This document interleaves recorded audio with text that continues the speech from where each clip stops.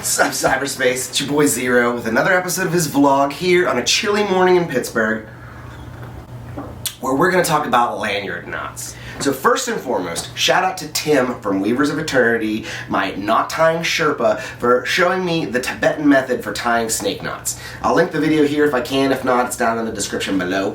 But basically how it works is you tie a knot, and then at the end, when you flip it over, you're exactly in the same place where you started to tie the knot again. So it kind of puts you in a rhythm where you can just keep tying them and tying them and tying them, where you end up with these little snake knot chains like this.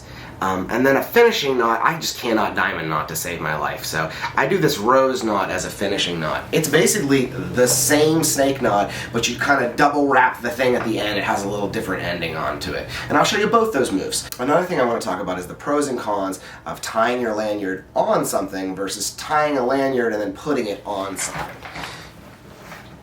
When you tie a lanyard on something, I mean, it's there quote-unquote forever. Paracord can be cut very easily, it's cheap. But it gives it a lower profile. It's thinner. The width of the paracord is the only extra girth that you're going to get on whatever it is. Now, when you tie a bull hitch knot, you basically sort of just feed it in through itself, and I'll show you that in a little bit. But it adds this little bit of extra width and girth here to the thing. I also want to talk about paracord itself, because not all paracord is created equal. There's a couple different kinds, there's a lot of different brands. I personally like to use 550 paracord, and the brand that I prefer is called Board Paracord. I'm sorry I have your logo ripped up here, buddy. It is a veteran-owned business. It is a small business. If you want to order from him directly, you can. If you want to order through his Amazon store, you can. The logistics are the same. I don't think it makes much difference for him. 550 cord is a little bit thick. You'll notice it has an exterior sheath that is woven, and then inside there are smaller, thinner little pieces of cord. Each of these can be pulled out and used individually. These are super strong. If you are a survivalist type person, paracord has a ton of uses for stuff like that. If you just want to make your stuff look cool with lanyards, like some people, it's great for that too. The notorious pouch boy. You know that I've got a paracording pouch set up with exactly the gear that I need to help me get the job done. This is the bihn ghost whale pouch. It's just a little piece of cordura with a zipper on the out of it. Filled to the brim with paracord, a little tiny Bic lighter which we'll use for melting the edges, and my marlin spike. Marlin spikes are an old school nautical tool. This one is hand machined out of brass with this cool knurled effect by Butterfield Machine Company. Links down below. It's got a little snake knot lanyard that I put on and a matching knurled copper bead on the back of it to give it that little counterbalance. Marlin spikes were originally used by sailors and pirates to pull apart difficult giant knots in the riggings of the sails. Sometimes you really gotta just stick a tool in there to help you pull apart that really, really hard, difficult knot. And when you're tying difficult snake knots and stuff like this, a tool like this can really help you pull your way into those knots and help loosen them up. I'll give you some examples of how I use this a little bit later in this video. But of course, Space Pirate Captain Xero has a nautical paracord tool. Of course. This is the Coach 2 Tools Solo, the OG, and then just a little snake knot lanyard that I showed off earlier. This isn't the best example, but if you wanted to, you could just sort of push this right through this hole here. When it comes out on the other side, pull it in as tight as you can. Then you take the rest of your lanyard, feed it through there, back out the other side. Cinch it tight, and that is how you do a lanyard that is removable. Alright, I know yous want that pocket check, so here we go. Because we're doing lanyards today, got my knife with the biggest, baddest lanyard, Spyderco Para 3. I love the ergos on this knife. The front finger choil, the ramping with the jimping on the back, the compression lock. I love the spidey hole and how it makes you able to open this knife literally with every finger on your hand, as well as this amazing compression lock. And you just kind of press this button and the knife just falls closed with gravity. Great knife, dig it. My only complaint maybe is how wide it sits in your pocket. It's a little takes up a lot of space. I put an aftermarket lynch clip on this guy to make him a little deeper, and of course, a nice big fat snake knot. This is Undead by Board Paracord. And then here is my very first Plague skull. This one is just an aged titanium finish. In the fifth pocket, because I just cannot get enough of it, this is my Nitecore Tiki Glow in the Dark edition with the OEG One-Eyed Ghost EDC Glow in the Dark Ghost Bead. Little 300 lumen jobber, him with the triple tap. Goes into glow in the dark mode. Push that over top of that UV light for just a few seconds, and you are in glow biz. Love just how small this flashlight is, and it just disappears in your pocket. But because we're doing lanyards, today's pocket trash is brought to you by Maulini Mob EDC. This is a double titanium skelly vamp. It's got like a blue-green anodized core with a battle-finished titanium skelly on the front. This is the full-size Marauder version. He now makes minis, which for my hand size might be a little bit better. It's got a really, really nice bottle opener on the one side. You could definitely use this for a little SFK, but it's just a fidget toy for me. I really love the way that this has a nice weight to it. Once again, I've got that Undead Board Paracord. This is another little knurled bead by Butterfield Machine. Snake knots and a rose knot. Once again, because I am pretty boring when it comes to that. In the back pocket, we've got our Hank for the day. This is the Damn Hanks Marvel Comics Hank. This was the first one that they made. I asked them to put Wolverine by their logo, so I'd be showing it off, but I accidentally knifed Captain America right in the back while cleaning this. The only other thing I got in my pocket is this little guy. This is my JRW Gear Plague double collaboration bead, little worried token totem lanyard thing. This is a really, really sweet double one-of-a-kind lanyard. But I think it kind of shows off everything that I do with my knots. We've got this little wraparound style here, a series of snake knots, and then a rose knot at the end. So what I figured we'd do for today, for teaching you how to do that, was to make this exactly. We're going to create one of these with some different beads, and I'll show you exactly how I went about making one of my new absolute favorite worry totems. So let's do that. Alright, so as I said, we're going to be recreating this bead combo here, but sadly I do not have another curator in my bead collection, but I do have this round Pete's Pirate Life bead that I think will work just as well. So we're going to use that, and then I guess just some random bead that I found on Amazon. So we're going to start off by doing a little bit of cord maintenance here. What I like to do in my paracord is pull out a little bit of the extra white and cut that off. And once you cut that off, you sort of just roll the exterior sheath on top of that white to try and hide it as best as you can. Use your lighter, melt that. Now this is not amazing paracord, so it's going to get gross and all over my fingers. But I'm using red on purpose for this because it's actually easier to see what I'm doing versus the Kingdom cord that I tried in the first cut of this video. So real quick, the first thing you got to do is feed through the bead. So once you've got it in the middle here, what we're actually going to do is we're going to loop it around the outside and come back on the hole on the other side here. So what we're going to try and do is have it cross underneath this one inside the bead. So it's going to come out on this side and make it look like that effect has happened. What I like to do is pinch both sides, feed it through while kind of pulling back on this side, and it'll often just roll right through. So right now we have to worry about slack because we are not in the center. So what we're going to do is just kind of pull on both sides like this, one after another till they get a little closer to the right length. And now we're going to have to make sure that these cross over correctly on the inside so the effect looks good. So we're going to pull one up and one down like this as we cinch. And hopefully we can sort of pull it off to the side like that. As we cinch, we'll make that effect look real. You kind of got to go side to side to see which way it's going to pop out on the end. Once you're here, you might have to squeeze your cord a little bit. If you have a little extra slack, you got to really try and tighten it, because once the step's over, you can't go back.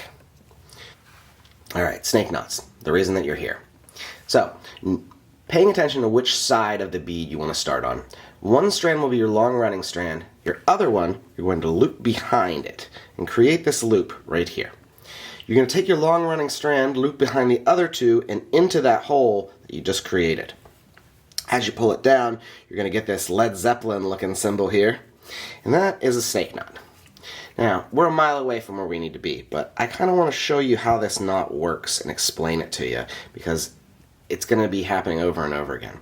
So what you have here is a loop around one side, and the other cord becomes a long running strand through that. If you flip it over and look, you're going to see the same thing. You've got a loop and a long running cord from beyond that. So on the back side of your bead from where you made your initial snake knot, you always have to keep turning it over.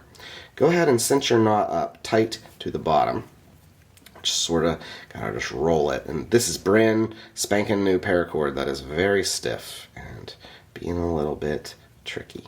So what you want to do here is you want to leave the loop a little bit bigger and tighten the cord the rest of the way as good as you can. The first one's always the toughest when you're getting close to a bead like this. So through the loop, you take your running cord and wrap it around your index finger like this. Notice I'm pinching everything so it doesn't go anywhere. And stick it through the hole that you just created in this loop. When you bring it up, everything is going to go through that hole. And when you pull this other cord, it's going to cinch and tighten everything. Now, put your thumb here on the top and do the same with the other cord, and it's going to choke around your index finger. Now, turn it over again, pull your index finger out, and you're in basically the same spot you were before. You've got a loop and a cord that's running through that loop. So, wrap that running cord around your index finger and through the loop again. And we're basically just going to continue doing this exact same process over and over and over again. Pull it through as best as you can, pinch, tighten with the other cord as best as you can with both cords, pinch your index finger, turn it over, pull it out. And that's sort of the zen of the Tibetan snake knot method, is you kind of just keep knotting and turning and knotting and turning, and there's no reason you have to loosen knots. Everything is just a matter of tightening and turning and tightening and turning. And it's the sort of zen that you get into when you do this, that you can make a whole lot of snake knots very quickly with this technique. So I wasn't counting, I was sort of just going because, like I said, it's very easy to do. 1, 2, 3, 4, I think that's good. So we'll pop our last one out and we'll have that loop there. Some people like this extra loop, some people don't like this extra loop. So if you like it, just go ahead and pull it tight here at the end. And here's our really off-centered snake knot, because I did not pay much attention at the beginning of getting this one side centered. So, if you don't like your work at this point, this is where the marlin spike is real handy. See how this cord is coming through these two? See how this cord is coming through these two? You can easily just stick your spike right through that and give yourself that leverage to pull that cord out. As you did this, you've created a new loop here, once again, because that's the secret of the way the snake knot works. It's very easy to untie the same way it's very easy to tie. By pulling them out, you'll get new loops over and over again. Now, this is just a demo and it's not going to look great, so I don't really care. I'm not going to untie it. We're just going to keep going with this tutorial. So, the next step is we're going to feed our slack bead onto it. There's a lot of different ways to put beads on. I normally start with trying to pinch both ends of paracord together and getting them both in there, which is sometimes the hardest part. Once you're there, just keep pinching and twisting, moving your hand back and giving it some more room to spin, and keep going until you start to see it peeking out the front. Don't give up too early, because if only one of these two cords comes out the other end, it's going to be much trickier. So once they're both coming out, pinch them, give that bead a tug, and go ahead and pull all that slack out. Now, this is an important step that's often overlooked. So flatten out your cord on both sides of the bead and make sure that the cord is going through it straight. It's not getting twisted somewhere on the inside. Left is left, right is right. And pull it and tighten it as best as you can, because this is your only chance to do so. Now, the rose knot is very similar to the snake knot. There's just one little added ending. So what we're going to do is the same thing. We've got our long running cord. We're going to loop our cord around it and then back the running cord through that hole again and make a snake knot. Now, you could just do that twice and have a finishing snake knot at the end. But I'm going to turn this up here and pinch right on that vertical spot and let you take a look at the inside of a snake knot. To make the rose knot, what we're going to do is we're going to take this running end and go under these two cords and come out where my nail is. Then take this running end, go under these two cords and come out where my nail is on that side. And you'll see, because of the way I'm pinching it, they're going to come out in the middle together, even though my nails make it not look like that. So this one loops around under those, and being very aware of that other cord that you just went all the way around behind them and through this hole here. Now, when we pull them, you'll see that they're in the middle now. And you'll get this sort of spirally rose looking thing, and it's normally a mile away. So I like to do the roll technique, where you sort of just roll your knot down like this as best as you can, and then you have to find the cords that are in the middle, in case this one here, follow it around your knot to here, and then just slowly start to tighten it one bit at a time. So now we got to find the next one that's the center knot. That's this one. It comes around here, through here, and out here.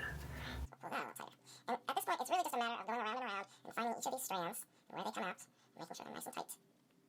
And you pull the other end of the cord. And this one comes around to here, comes this side, get nice and tight. It loops around through here, and this cord.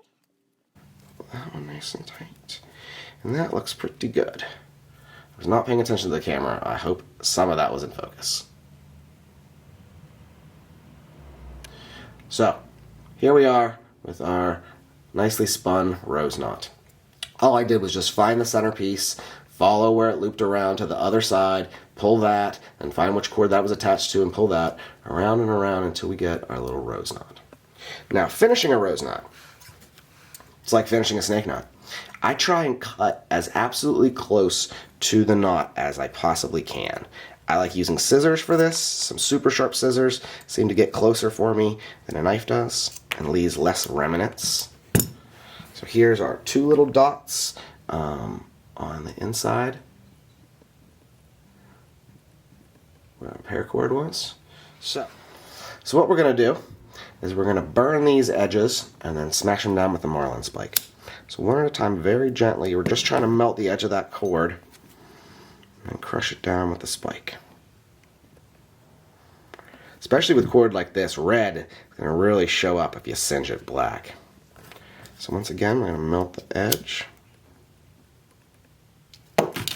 smash it down.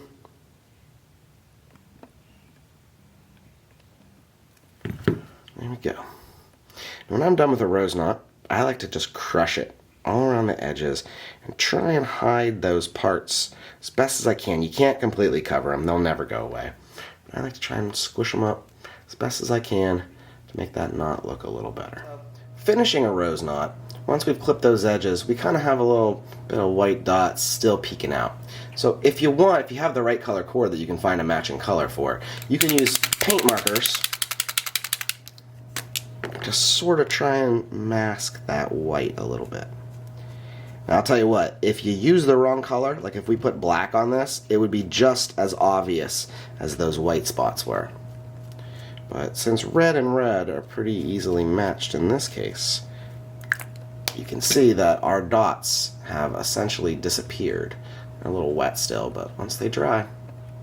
Now, minus the stupid ending that I did over here of getting it lined up, we did a pretty good job of replicating the snake knot setup that we had with this other lanyard. The rose knot in particular came out quite well. Dig it. Minus this stupid bead choice and not getting this aligned, I think I've given you the tools that you will need to make one of these little fobs. Now, let's do the exact same thing with a knife. I got a new plague bead, and I want to replace an existing plague bead on my Damn Designs gym. And I've actually already done it, and I've already recorded the video, and this is the intro that I'm making now. But we are going to be tying a single snake knot. This is about the smallest footprint lanyard knot that I can put underneath a bead. Just one single knot underneath something with a minimal amount that it can move and be a useful kind of lanyard bead hanging out of your pocket, giving you that little extra grip on your pinky here. Oh, I'm supposed to be doing voiceovers for this? Alright. Well, let's twist this plague bead on. Show me the bead. Nice. Alright, we're gonna slack it. Alright, let's do the snake knot. Loop de loop. Through the hoop.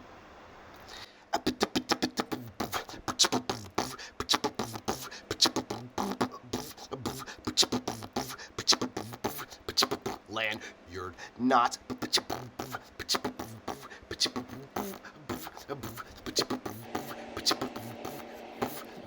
Snip, snap, snip, snap.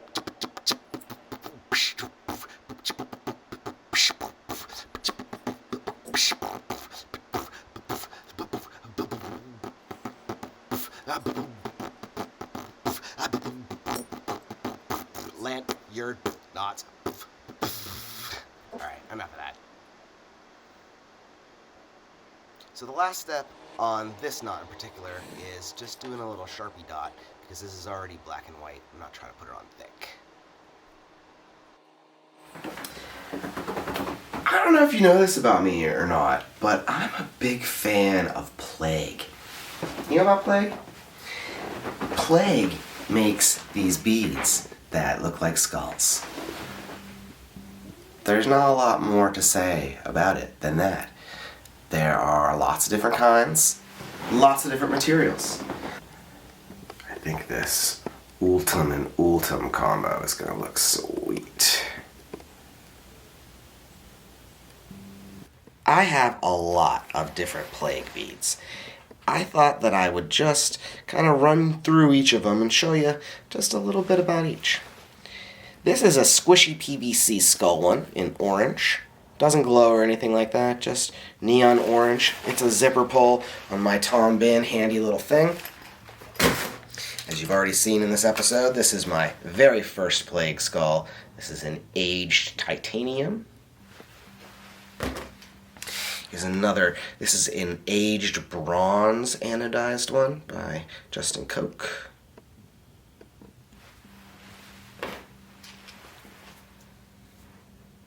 This is a glow-in-the-dark PVC one. This one is squishy too, like the other PVC. Not quite as, a little harder. Super glow-in-the-dark on this one. Here's another little squishy PVC skull. This one is black. This is the Sacred Terror skull, the extra dots on the forehead.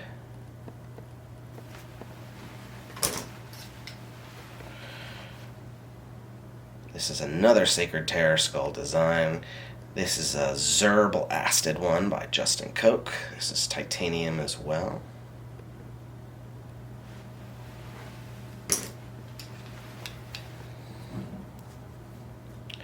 This is a black carbon fiber one. And these are actually some of my favorites. Clay, if you're watching this, make more of these carbon fiber ones.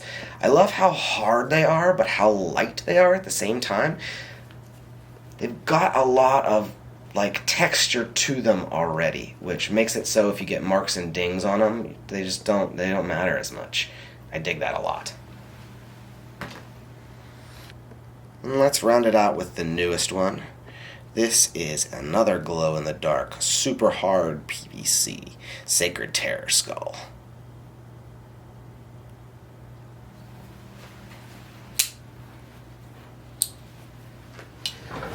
Well, So that's it, another episode of my vlog in the books. I hope you enjoyed it. Thank you so much for giving me your time today. If you enjoyed this video, please give me a like. If you haven't subscribed, please do. If you want to watch more of my videos, click one of these things that are appearing all around my face right now. I'll see you in the next video later on.